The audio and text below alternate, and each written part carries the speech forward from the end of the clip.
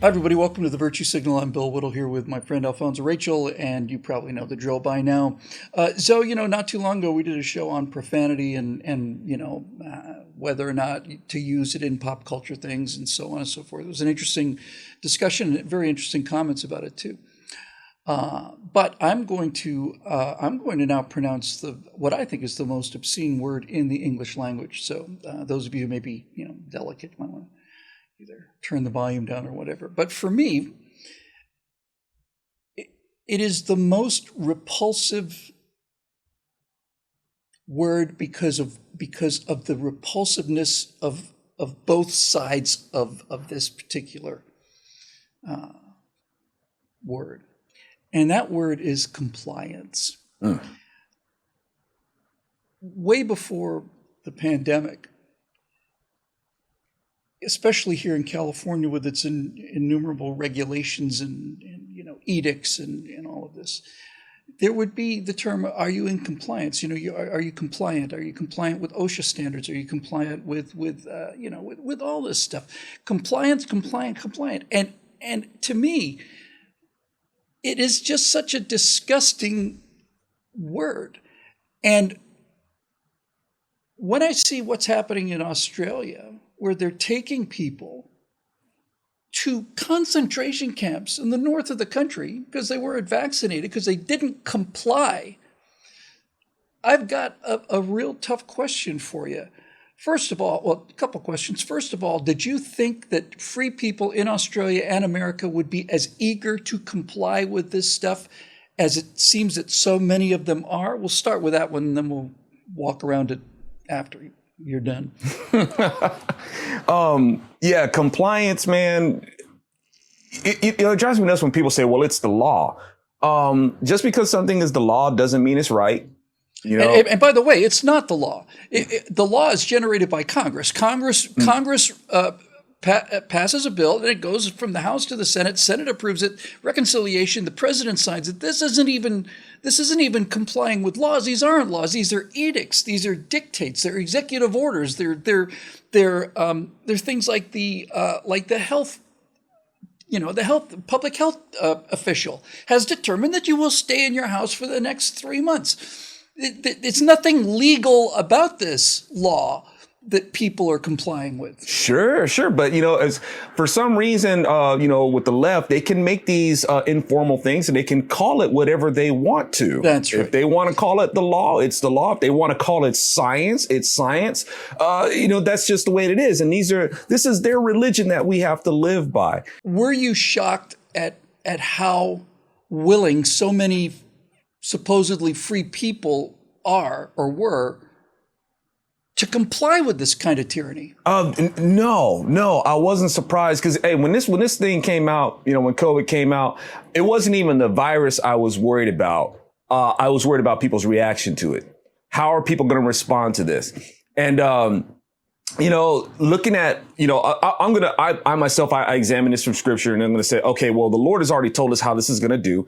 When they were calling us, religious, superstitious freaks, because God's talking about how to conduct yourself with hygiene and how to quarantine yourself. You don't quarantine a whole village, just one person. And then they got to do the 7 days and the 14 days. What did they say? 14 days to flatten the curve. Well, the Lord already gave us statutes on that. And then after that, there's other practical measures to take. Sometimes people will lean on scriptures, like Paul gets a bad rep because Paul gets taken out of context so much. And one of those things is when Paul is talking about, look, you're supposed to submit to authority. All right. Submit to authority. All authority is given by God, and you're supposed to submit to that. But they leave out the fact that, even the authority still has to abide by the statutes of God. If they don't, you have the right to question your government. Okay. That's right. Or even when God is saying, hey, I'm handing you over to Nebuchadnezzar and you're going to do everything that he says. Right. And Nebuchadnezzar's a full on heathen. Right. But God's like, look, this is what you wanted.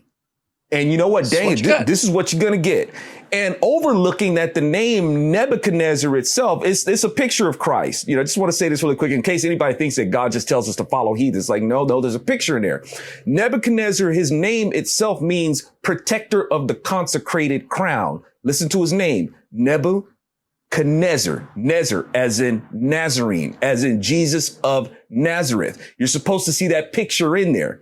So this is what the Lord is telling you. Don't look at Nebuchadnezzar. I'm telling you to look for the Lord when he shows up. But you guys wanted to be heathens. So now you're going to follow this guy. But don't forget the picture that I've shown you, who's going to be showing up to redeem you. Well, you said you weren't surprised at the reaction to the virus. I was stunned. I was just stunned. When this whole thing happened, the lockdown was March 18th in California of 2020. So we're pushing 2 years on this now. And when it happened, I went home and told my lovely Russian wife, Natasha, and everybody's wearing masks and stuff. And she said, how long do you think this will last? I said, not long, honey. Americans aren't going to put up with this we're not going to put up with wearing masks for a long time. And I almost said I was wrong about that. I should have been more specific. I should have said things like Texans and Floridians won't put up with this. But Californians sure did. And they rushed to comply.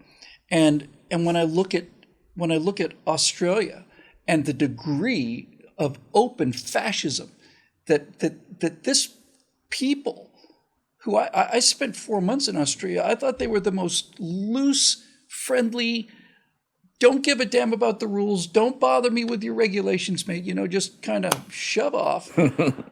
just the way that they've taken it. And I wonder, it's been so severe that it makes me wonder, where did that cancer start? Not on the part of the population, although that's something to think about too. But these officials who are basically saying, well, you are going to go to the other end of this continent and you're going to sit in a concentration camp because you didn't comply with this edict that we've issued. And this is the thing about compliance is that there's two sides to this concept. There's the complying with side, which I've been stunned at and deeply alarmed by. And then the other side of it is the you will comply side, which is kind of the eternal enemy as far as I'm concerned. If you really want to take history and just really, really boil it down to the bare essentials, it really does seem to me nothing but a parade of different cycles of different people who want to tell you what to do. It's like some of these South American countries with 2 revolutions a year, right? This guy wants to tell you what to do, and then some other guy wants to tell you what to do, so he's overthrown, and he tells you what to do. And I can accept that kind of genetic defect of people like the progressives who are constantly wondering about some new way to hassle you when they should just be leaving you alone. But it's almost like we have, not just America, but the entire West, it's almost like we've forgotten how to fight back against this kind of stuff. And yeah, man, it's scary that the nation is being conquered by a mask. It's a piece of paper, basically. I mean, it's kind of ironic. What was it? China called America a paper tiger. Almost like this piece of paper is subduing people. Something that we could just say, I'm not wearing this.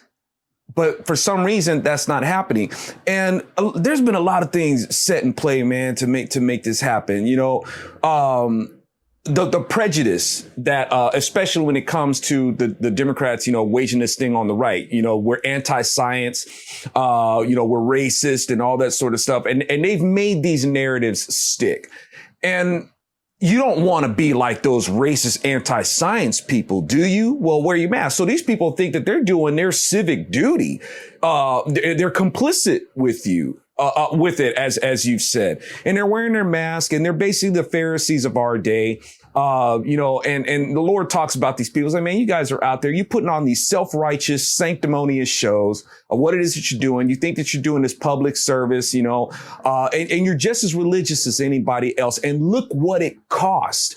Like I said, even from the onset of this, the Lord warned us about stuff like this. And these people with their self-righteousness and who are given over to their ego, their pride, and their fear, and their boastfulness, and to show how much of a good person that they are. This is how That's much. It. Yeah, we anticipatory compliance. Yes, we care more. I'm going to be you. wearing by the way, for those of you following fashion trends, I've noticed here in California over the last 2-3 weeks that now just wearing a mask in public is, passe.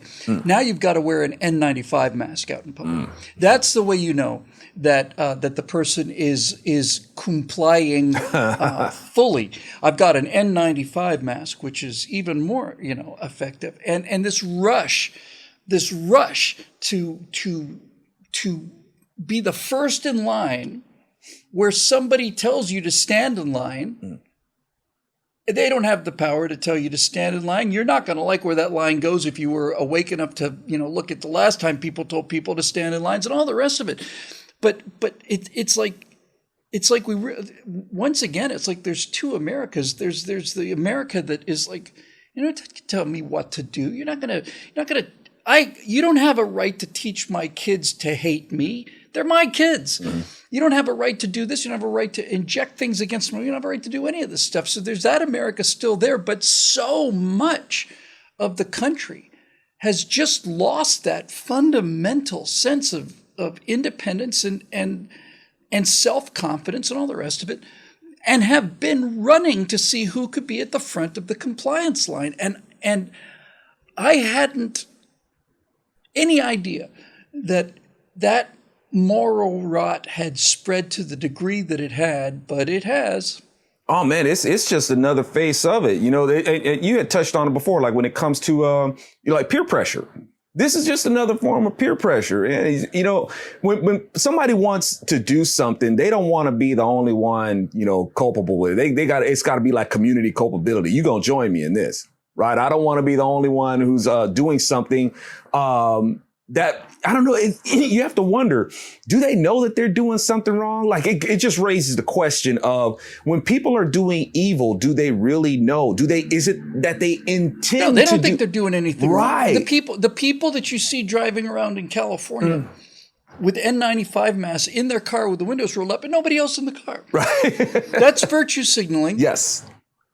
But it's them eager to show authorities that they're on board, right. that they're good citizens and good subjects anyway. Yes. And it's like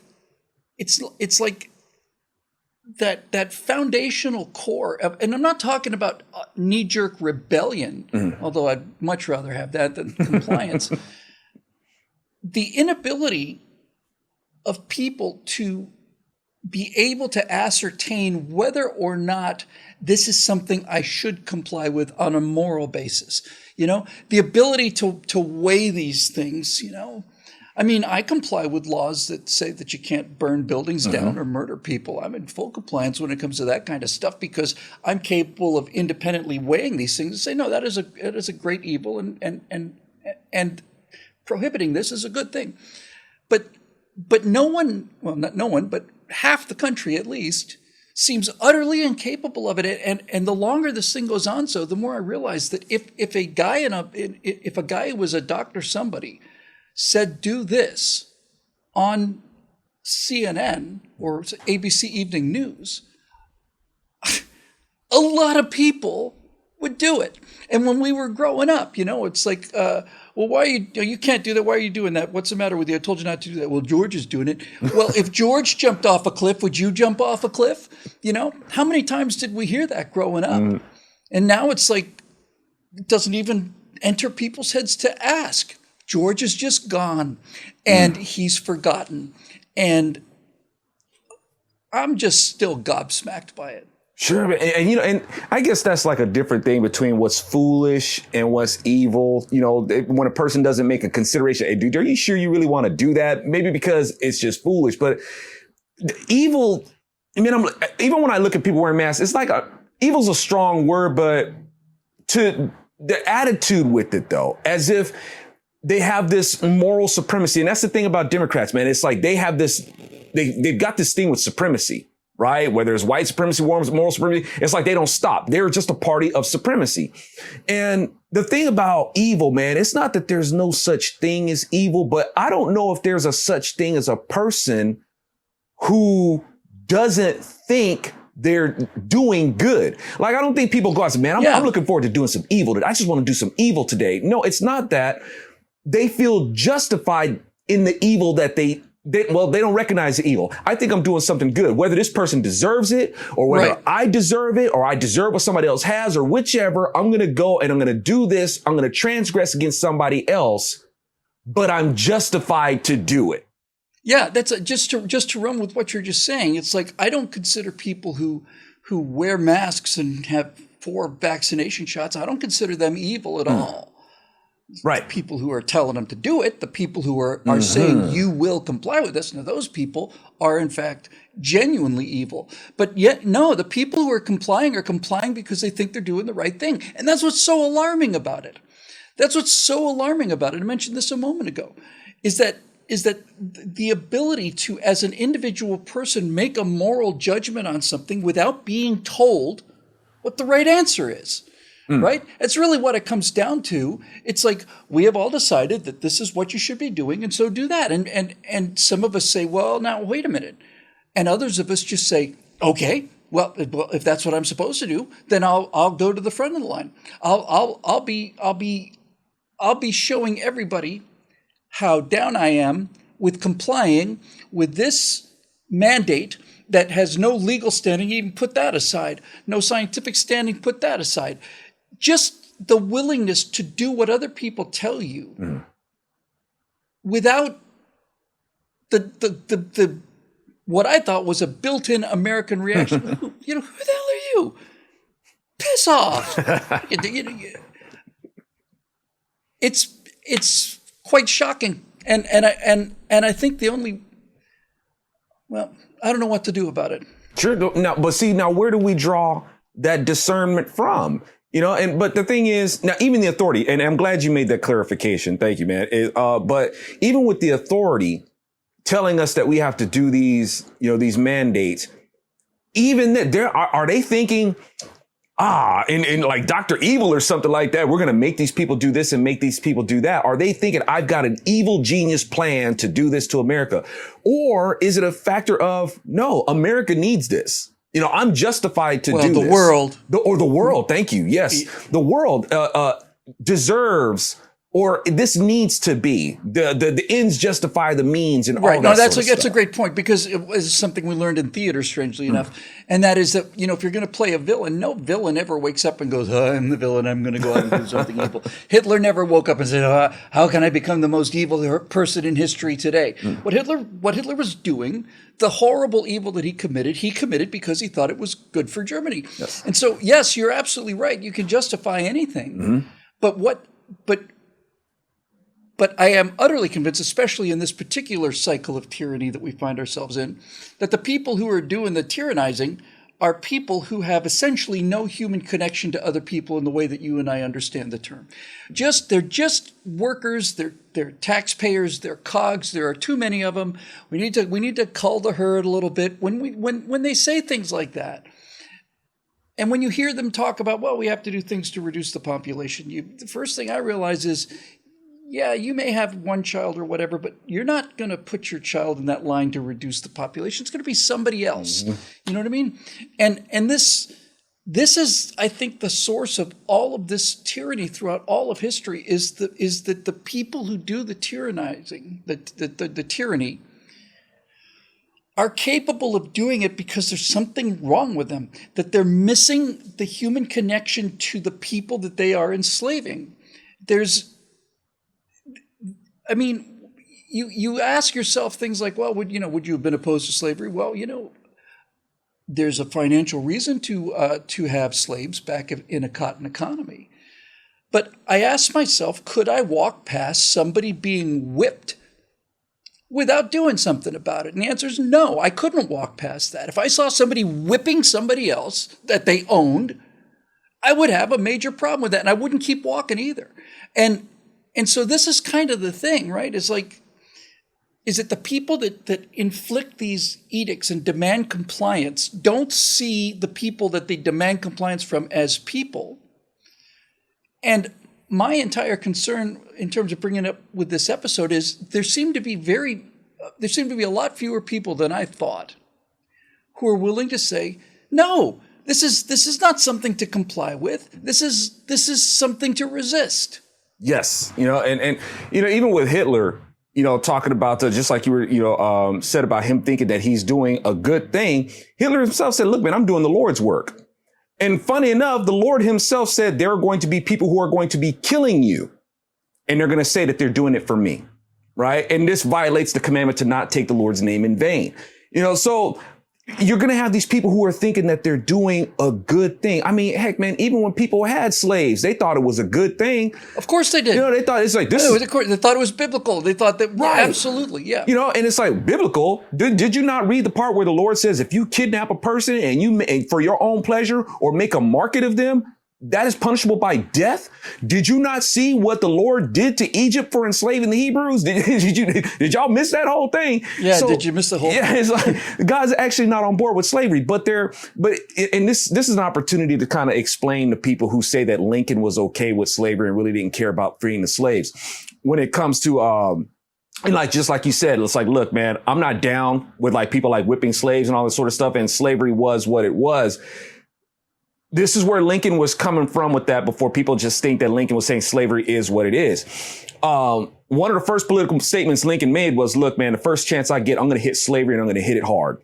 Okay. Two, when Lincoln says, look, man, I'm not looking to change slavery where it exists. This is people taking the Lincoln to mean that, he doesn't really care about slavery. No. Slavery exists in a constitution under these conditions. One, you can't force somebody into slavery.